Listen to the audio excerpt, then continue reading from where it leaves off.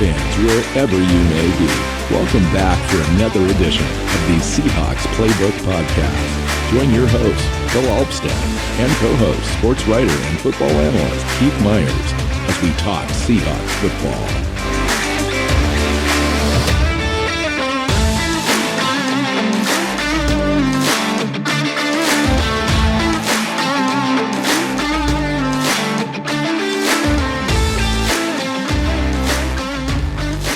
Hey Seahawks fans, welcome back to another episode of the Seahawks Playbook podcast. I'm your host, Bill Alvstad, sitting down with co-host Keith Myers, beginning our off-season conversations. Today we're going to do a little fun look back, though, at the 2022 season and take a look at some of the Players of the Year awards that we kind of hand out. And then we're going to dig into our opening conversation about roster evaluations, evaluating our own roster on the offensive side of the ball in this show. Welcome in.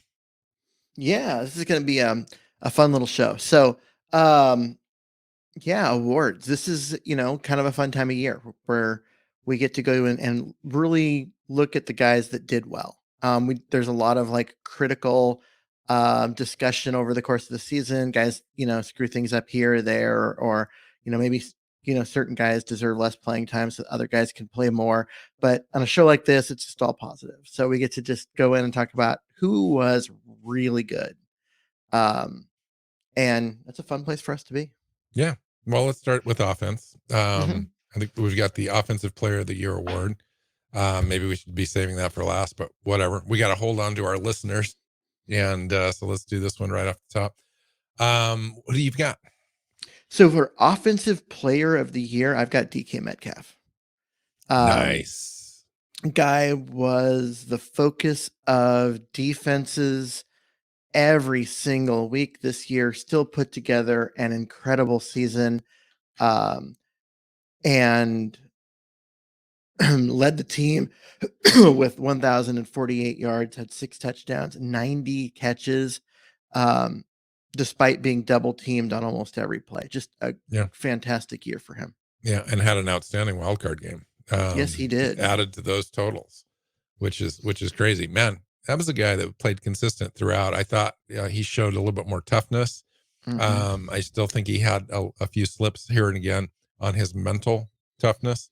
But as he gets older, develops more of a leadership role on this team, I think that will just naturally progress to the next level. But no one can argue with how tough he is on the field, making contested catches, I think more so this year than any other year prior, and really helped Geno Smith out as far as just being that dependable player week in, week out, along with Tyler Lockett, of course.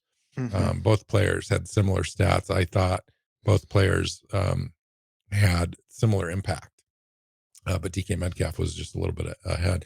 I actually went with Geno Smith, Offensive Player of the Year. Now, you could have looked at Tyler Lockett. You could have looked at Ken Walker, the third for this, and Geno. I think all 3 or 4 of those players that we just talked about could have been in this conversation. But Geno Smith, to me, played at such a higher level than we expected, not only for him and the franchise, but also league-wide.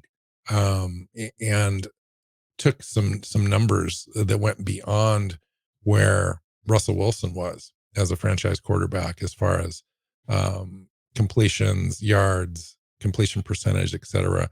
No one expected that out of Geno Smith this year. And without Geno Smith, there's no DK Metcalf in this conversation. He really did make the offense this year, ended up being 9th in the NFL in scoring, which is just a tribute, I think, to him.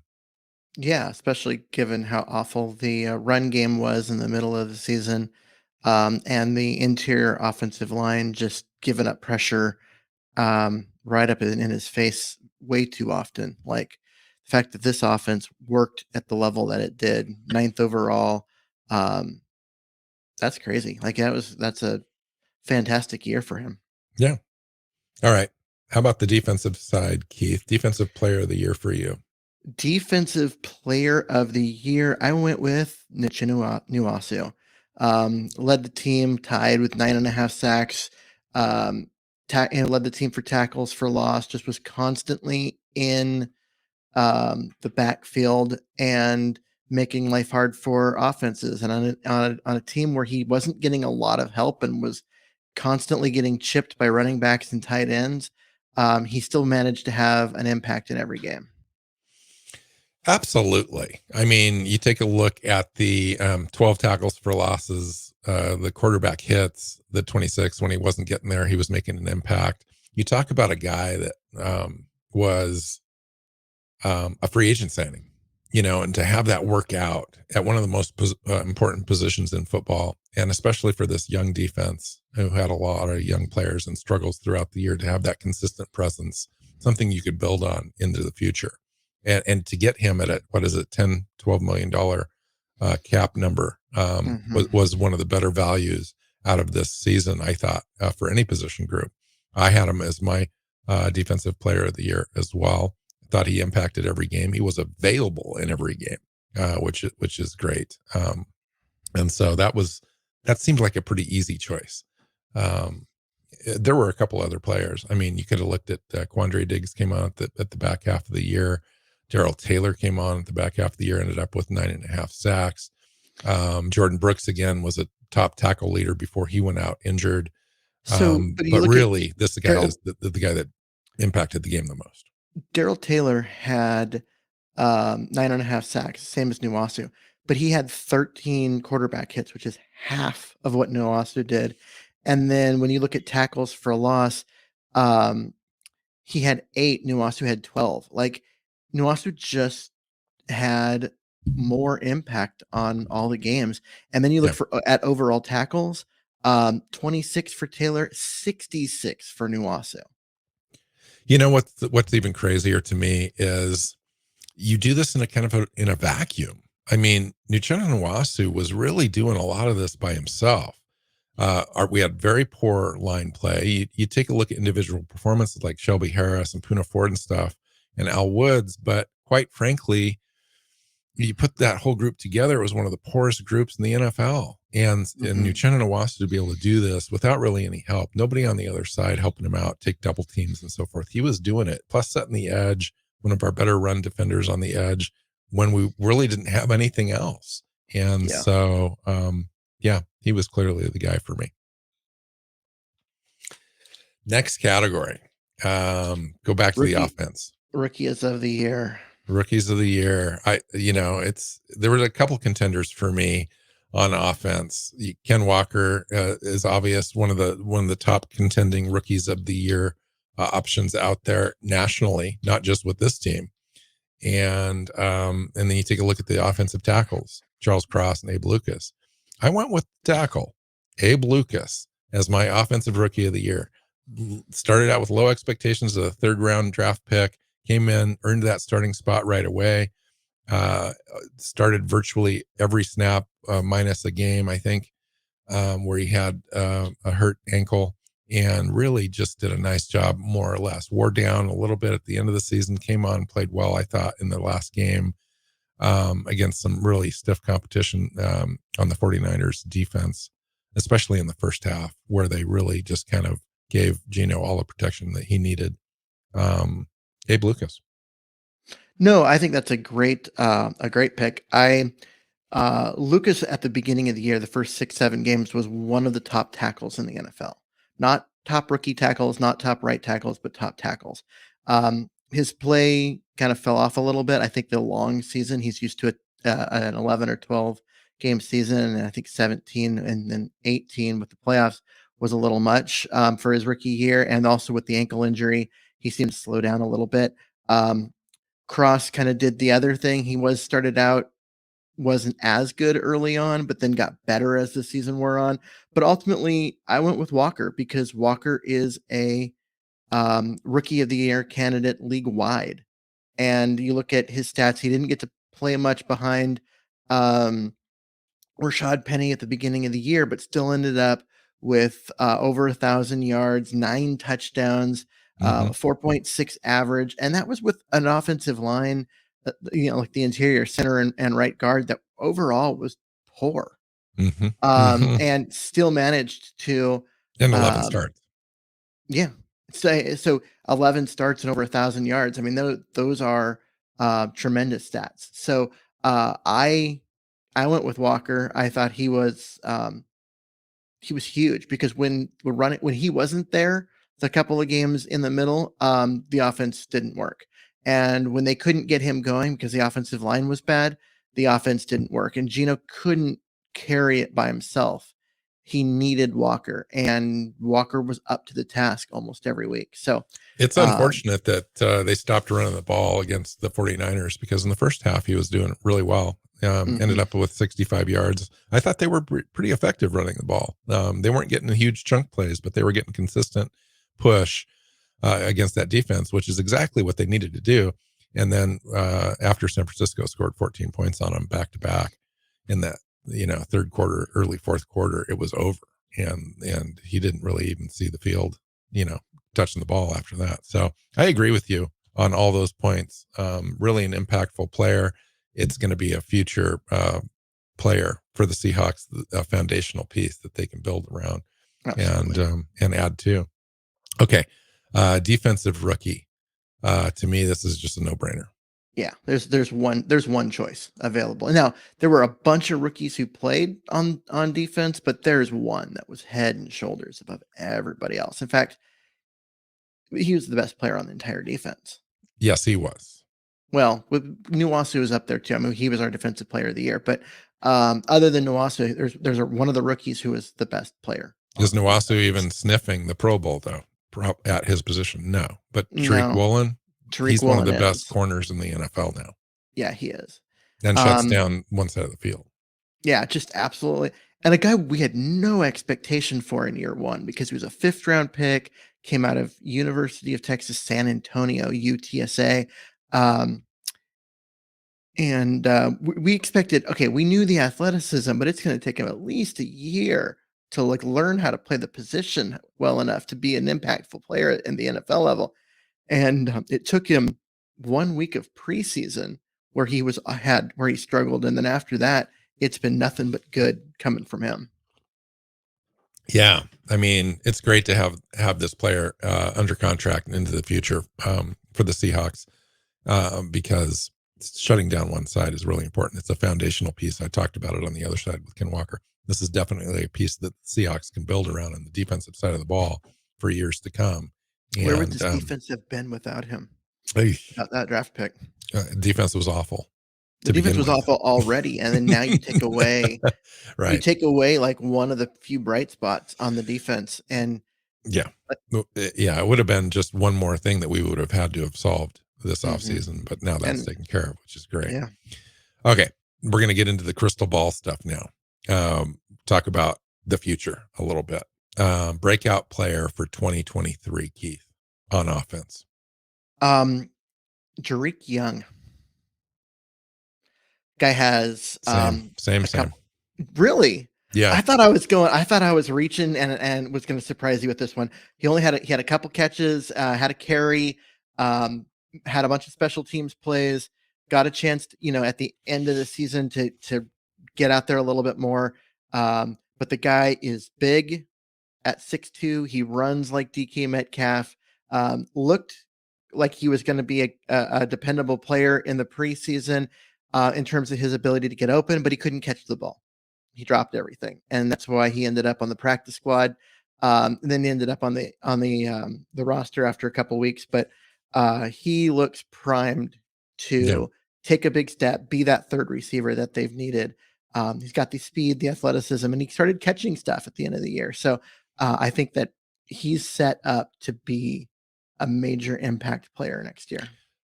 Yeah, I agree on all those things. It's funny. I think last year we did this, and our breakout player for the future was, I believe it was Kobe Parkinson.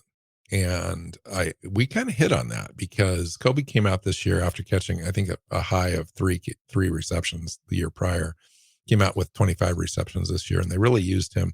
Had some great catches, good first down pickups, red zone targets now and again. I think that they can improve upon that. He could be a contender next year if he was double his production, which is possible. He does Absolutely. have that much upside.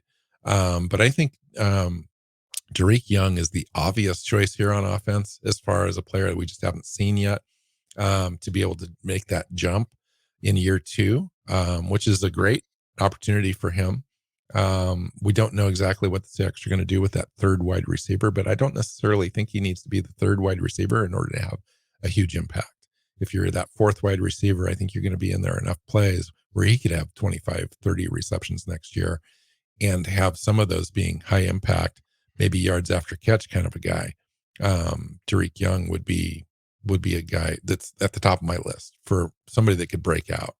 And it would be a welcome addition for this offense because while we did have the ninth best scoring offense in the NFL,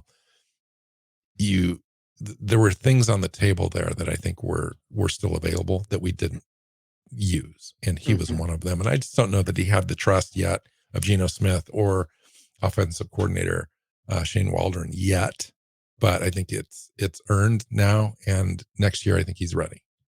So you mentioned Colby Parkinson as this year's breakout player. Looking backwards, I'd give you a different name if I had to say. I'd say DJ Dallas. He had 186 rushing yards, was the second running back on the team for most of the year, threw in 126 receiving yards, plus kickoff returns, plus punt returns, ended up with fourth on the team with 684 combined yards in a fairly limited role. Yeah. And that's why I was thinking, okay, I guess Parkinson and Dallas were kind of almost equals in that respect as far as just limited roles. But I agree. I think Dallas had some impactful plays, especially down the stretch, where I think both of us thought maybe he could be a guy that you could have in a conversation next year as being running back number 2. I still don't think so, though. I think that the team goes out and finds somebody as equivalent as, say, a Rashad Penny, to balance that out a little bit, because I just don't know if Dallas is the guy that's going to be your dependable, second on the team in rushes kind of a running back. I just don't see that. No, I agree with you on that. So, but when I started looking at stats and I saw the combined yards that he was fourth on the team, and especially since there was a lot of talk of Travis Homer because he was going to return punts and going to be the third down back and all of that, and he was 12th on the team in combined yards. Even Godwin Iabuike had more than him by almost 100 yards. So, definitely. Dallas had more combined yards than guys like Noah Fant. What's really bleak for me is that we're not having a conversation at all about a player. And maybe this was our breakout player in 2022, D. Eskridge. And just nothing. There's just nothing. And that's 2 years in a row where injury has greatly impacted his ability to see the field, as well as when he's available, he's not utilized and he can't get open. He's not demanding the ball as a weapon, because the team just can't afford to keep him off the field. There's no conversation around that at all. He's just void of conversation, which is a sad thing for a second round draft pick. Well, and it's made worse by the fact that there was the player they didn't take, right? The one that seemed obvious, and then when they handed in the ticket and it wasn't, the center that ended up with the Rams, and we're like, okay, we'll see where this goes, and it's gone absolutely nowhere. It's been just such a bad how much of an impact do you think that pick and lack of picking the right player in 2021 impacted the 2022 draft and may impact this next draft?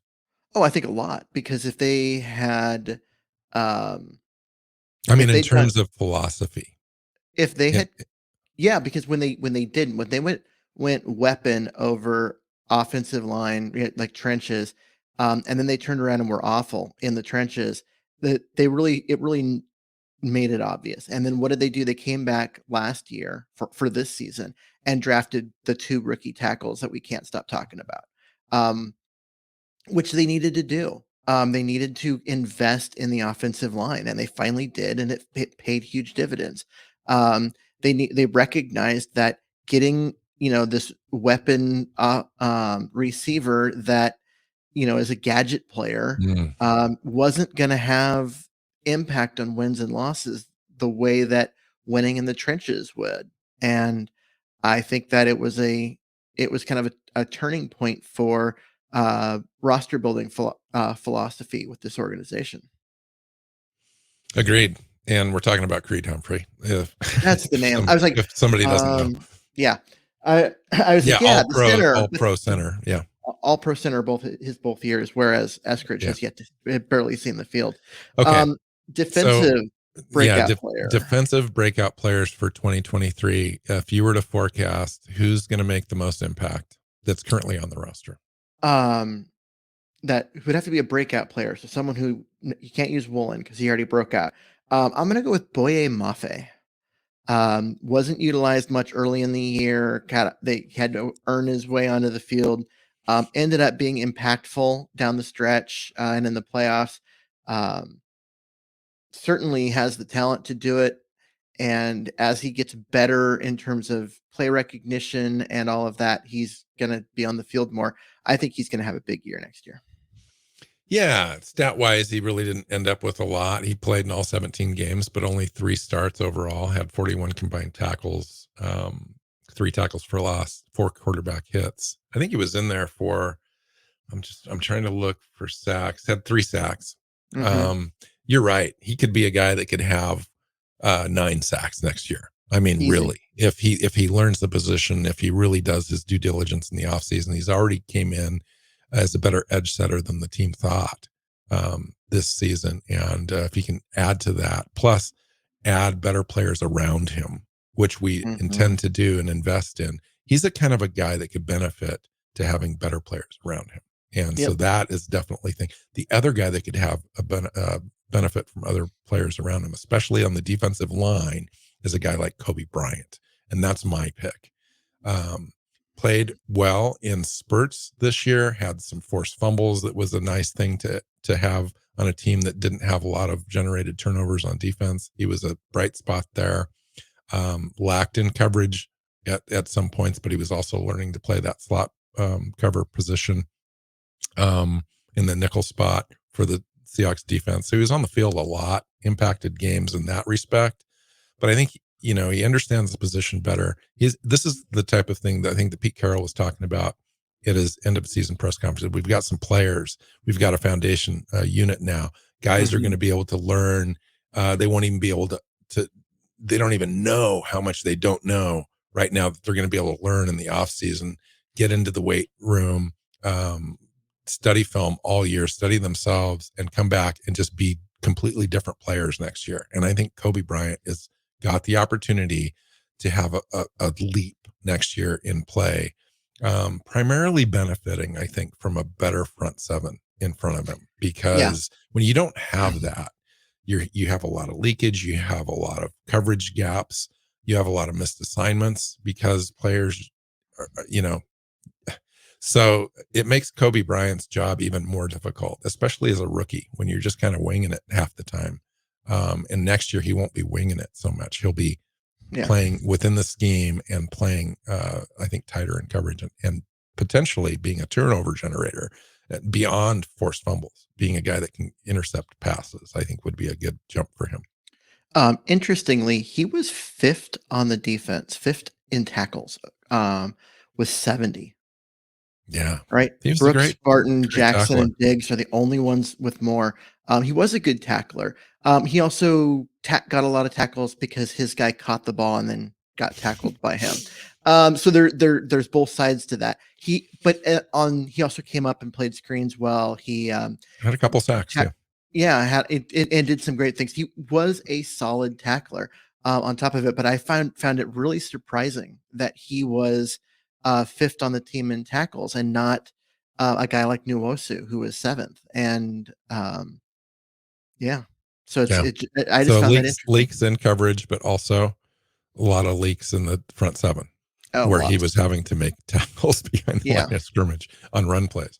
Okay, The last category is just kind of a speculative one, obviously, but interesting that we're going to go into the offseason conversation about, salary cap and restructures and all that stuff.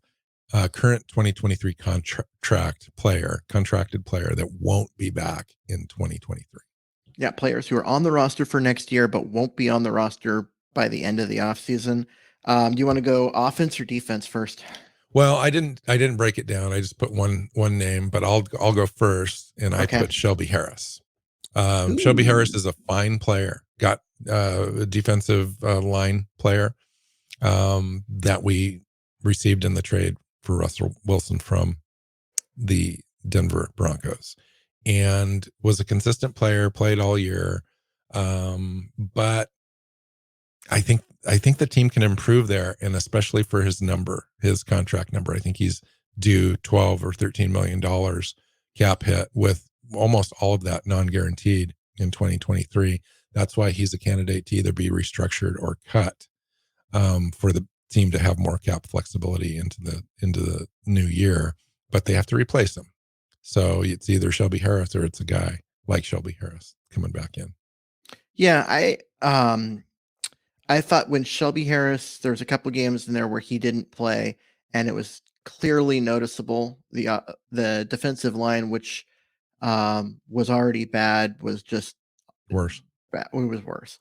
And I know that he wasn't like you look at, he wasn't like impactful in that, when he was there, he was dominant or anything like that. But he did his job, which you can't say is true about the other guys. So I would be sad to see him not there, but I do understand where you're coming for, because 44 tackles. Yeah, and he had the same numbers sacks. that Boy Mafe had, and Mafe started 3 games and Harris started 15.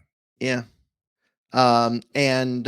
So, and given the price tag, like I can see it. I'm going to go on the defensive side, and I'm going to give you a name which I know you're going to disagree with. Jamal Adams. Because huge, massive cap hit. And yes, if they cut him like right at the start of the season, they would actually cost more against the cap to not have him than have him. But they can cut him in the June 1st window and save $11 million in cap. And honestly, Ryan Neal's the better player of the two. Is he the more athletic? No, but he's better in coverage. And he's just a more complete player. He's the better player. They're better off with Ryan Neal out there than Jamal Adams, and for a fraction of the cost. Ryan Neal at a second.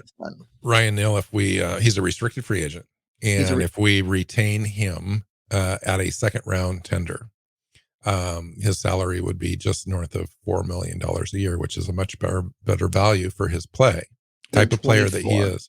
Than 24. And with the savings, you combine the savings, you're getting, an additional opportunity to add a couple of different, really good, solid contributors to your team with that salary. And you choose to move on from a player that hasn't shown you that he can stay consistently, injury free and have an impact on your team. And that's really what it's all about. It's not about Jamal Adams, the player, or the ability to play at a higher level. It's about the ability to be available and at that number. It's more than just availability, because Jamal Adams does some things great, and he is a very impactful player in certain ways. But he's also got he's a luxury though for this defense. He is, and he's got some deficiencies in areas where the team can't afford for him to have deficiencies. And that's why Ryan Neal's just a better fit. His ability to cover, especially cover some of the league's top tight ends, mattered this year. And if you've got Jamal Adams in there, you're not getting that. So Ryan Neal, I think he's the better player overall, and within Seattle's needs. And you're going to get him at $4 million instead of $24 million. Like, I think this. I know people will say I'm crazy, but I think this is a done deal. Like, I think the team's already made this decision. They're just waiting to implement it. You would basically cut him with a June 1st designation, and then that cap number wouldn't become available for the Seahawks until June 1st. But they could cut him prior. They could cut him tomorrow with a June 1st designation. But The key would be the ability when you do that to spread his cap number over 2 years. So you would spread his number, which is quite substantial. If you were just to cut him, it wouldn't make any sense. But the June 1st designation allows you to spread that over 2 years, 2023, 2024 contract seasons. You'd have a dead cap number that's substantial, but less than the overall savings. That's how that would work. They'd end up recouping $11 million of cap room, which they could then turn around and get used on a guy like Shelby Harris or Geno Smith. Although Geno's going to make more than 11 million, but you know what I mean. But yeah, so I just. How about offense? Is there anybody on offense that is currently under contract that you don't expect to be back for the season? Looking at this, there were 2 players that I assumed were under contract that seemed pretty obvious, but then now I'm not so sure that they're under contract, and I need to look it up. But they would be Austin Blythe, center, and Gabe Jackson, the right guard, both of which have to be replaced this offseason. Neither one of them belongs out there next year. Neither one of them earned a roster spot going forward. Their play was just not up to standard. And if either of them is under contract, which like I said, I in my head, I thought both of them were, but maybe they're not. Those are the guys that have to be replaced. Well, Austin Blythe, I don't believe is under contract. Gabe Jackson is. Gabe Jackson, you would have a savings of $6.5 million with a dead cap money amount of 4.7. So he's due, his cap hit is 11.26 next year, but you could save 6.5 if you cut Gabe Jackson. I agree with that. I think that's likely. There's really nobody else. I don't think that you would have to adjust on the offensive side. Players like Tyler Lockett, DK Metcalf, Will Disley have the highest cap numbers on offense currently, and none are really susceptible to moving on from, I don't believe. All right, so let's shift this conversation. We're into this episode, but it's okay. This is the off season. We can have a longer episode. That's fine. Let's shift this thing to the roster evaluation part of the show, where we go through the position groups and we just talk about where we stand, where players are going to be moving forward, if we want to build the team around them, or we're going to move on, or players that have their contracts run out that we won't have back. So let's start with quarterback, Keith. What do we do at the top? Geno Smith, Drew Lock, both not under contract. And you're on mute, by the way. Both players are not under contract. And honestly, Drew Lock never saw the field. And I think the team preferred it that way. I think he's gone. He's off. And they're going to replace him with a rookie, whether it be the 5th overall pick or someone later, but they're going to be developing a quarterback. I 100% expect Geno Smith to be back. I also expect him to be back for less than what people are thinking, because a lot of people are thinking 30 million. And I'm thinking 18 is probably his cap number next year. And but he'll be back to be the bridge quarterback to a rookie. And whether that's CJ Stroud or Will Levis or someone else, they're going to get their future. I really think they're going to do that. And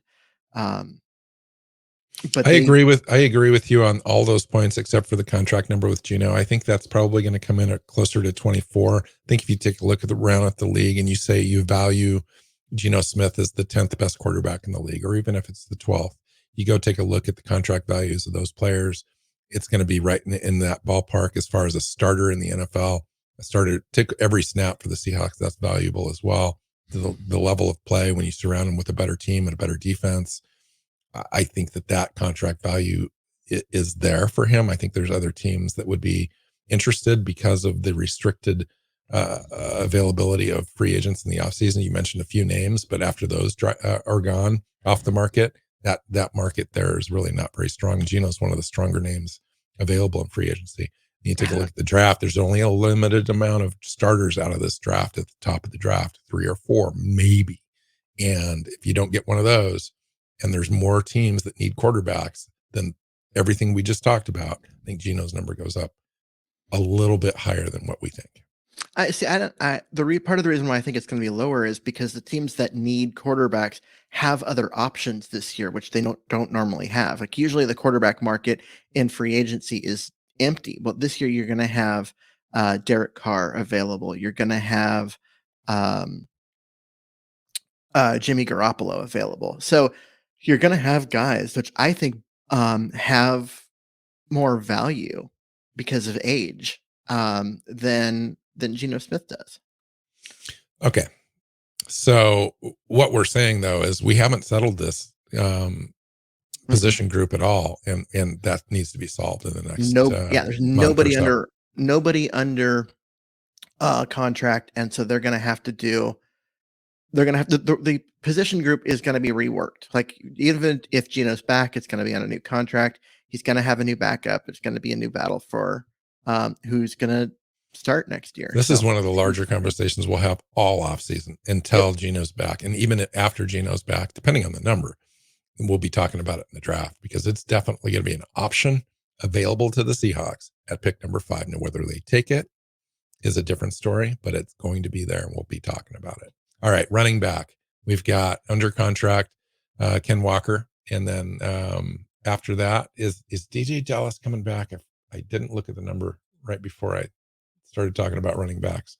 He is under contract next year with a cap number of $1.1 million. Yeah, and then after that, that's it. Yep. So there's nobody left. Penny's not coming back. Homer's not under contract. So it's just Dallas and Walker. Obviously, that position is going to need to be addressed. But what we have is turned out to be very good. Dallas had a better year. I don't think he's the answer for a number 2 running back, as the team wants to run the ball as much as Seattle does and do it well. I just think it's lacking enough there where Seattle goes out and explores free agency and or the draft. Yeah, free agency is not a place to find a running back. It never has been. It's never going to be. They need to do it in the draft. But I would say that Rashad Penny even for a number 2 guy. Yeah, it's because you're getting someone with not a lot of tread left on the tires and is going to be injury prone, and you can see that all around the league. You just aren't going to find very many guys on their second team that do well at running back. Williams in Detroit's probably the one exception.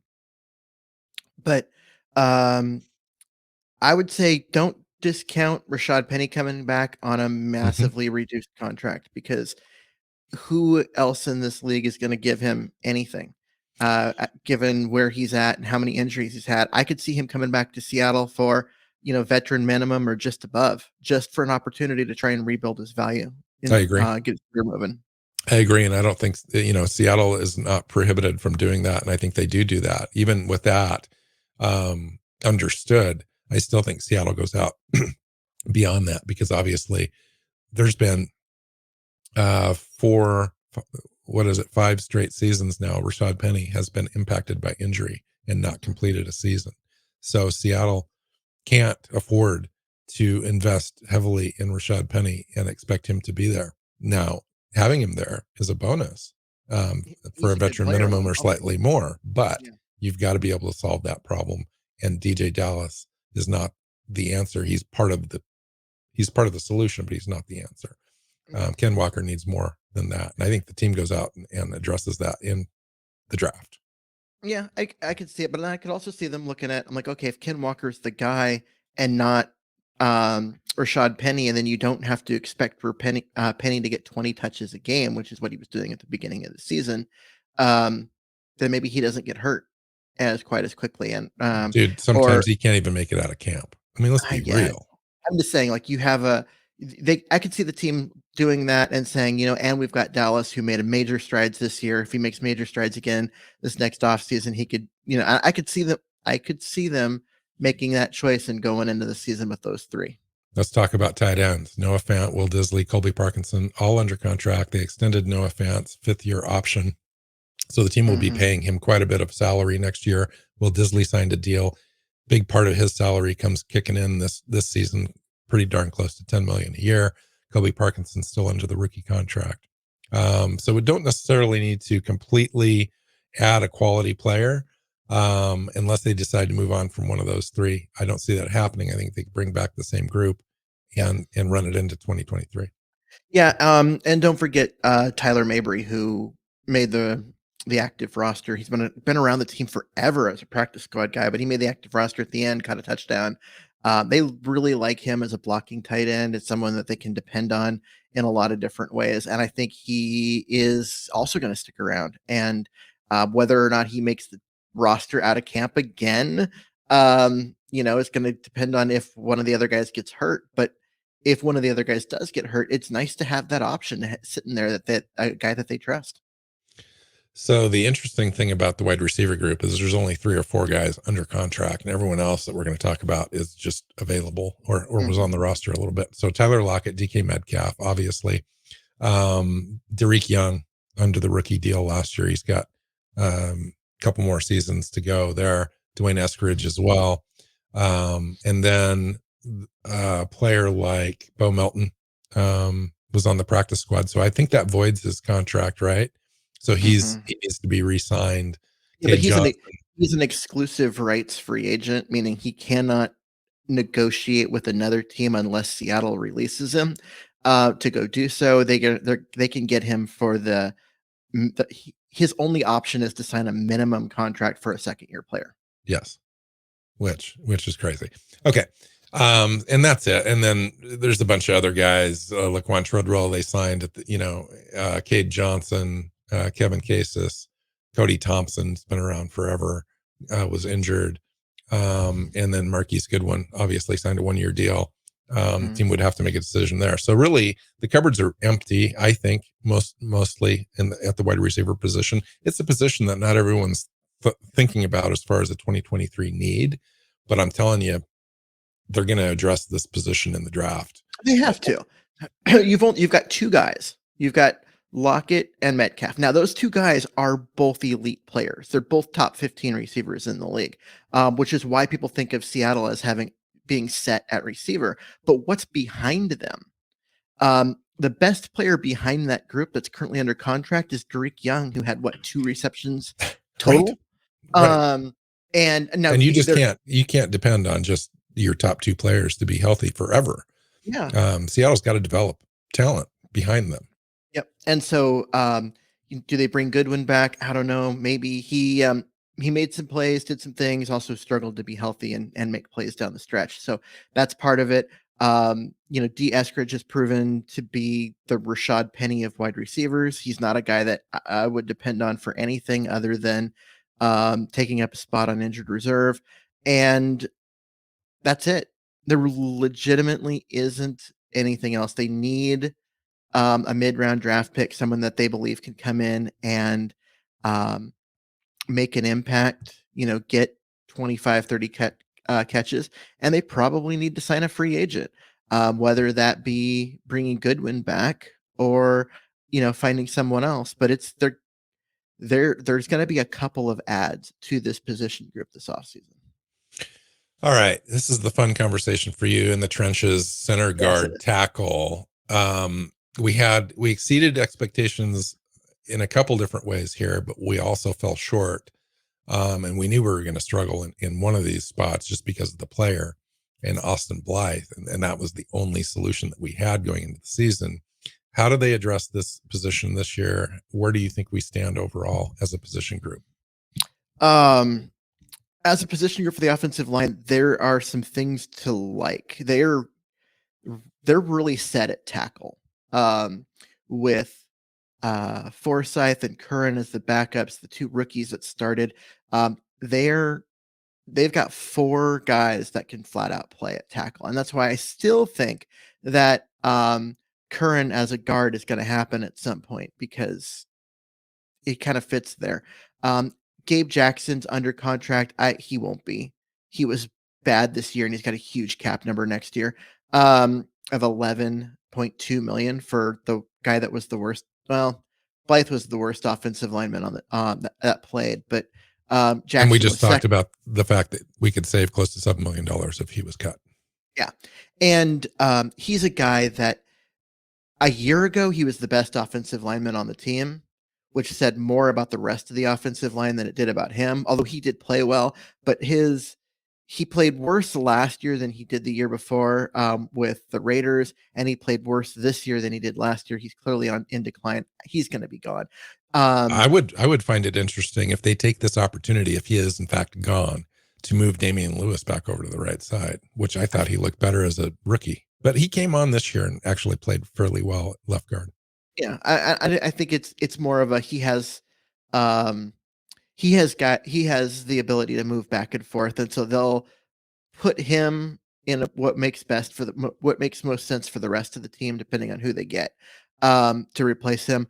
Guy that's not under contract that I thought was going to be until I went through and looked is Phil Haynes.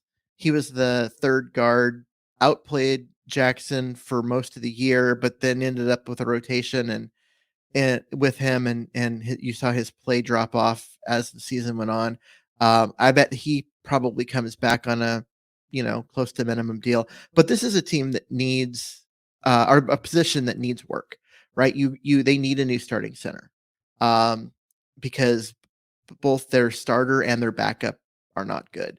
They need a new starting right guard. Whether that be Jake Curran that they move from tackle inside or they bring in someone else, they need a new one. And they need a backup. They need a swing guard, one that can do what Phil Haynes did this year and be available on both sides, which they don't have under roster. So there's a lot of work to be done on the offensive line, even though this is the best the offensive line has looked in quite some time. Yeah. Yeah. And I agree on everything you said. Austin Blythe, we've got to upgrade that center spot. I don't think there's a human being that follows the Seahawks, either as a fan or as a reporter or as a blogger, that thinks that that's not going to happen. And Austin Blythe probably thinks that the team likes Austin Blythe, and quite frankly, Austin Blythe is a good body type and center for this scheme. He's just not quite the strong enough. I think the team prefers a undersized center so that he can get to the second level and move around side to side laterally as they spread defenses out. So to me, I don't know that they're going to be looking at a guy in the draft that's 325, 30 pounds as a center that's 6'4 or 6'5, like Brett was, or Unger was before that. I think you're going to be looking at guys that are in the 300 to 308 range, 6'3", something like that, longer arms. The guy that can try to battle with Aaron Donald, but nonetheless still gets out into space really well. So an athletic guy, that would be the optimal thing for the scheme. But when you take a look at the draft, the guys that are heavier, bigger guys, kind of power run game centers are available at the top end of the draft. So I think if Seattle is looking, they're going to be looking at those guys. The guy from Minnesota comes to mind. But there are some good options at guard in the draft, and we're going to talk about that extensively, both guard and center. I think Seattle can upgrade that position out of the draft. I think maybe they do one of these two positions in free agency, just because it's so critical to the success of their ability to run the ball.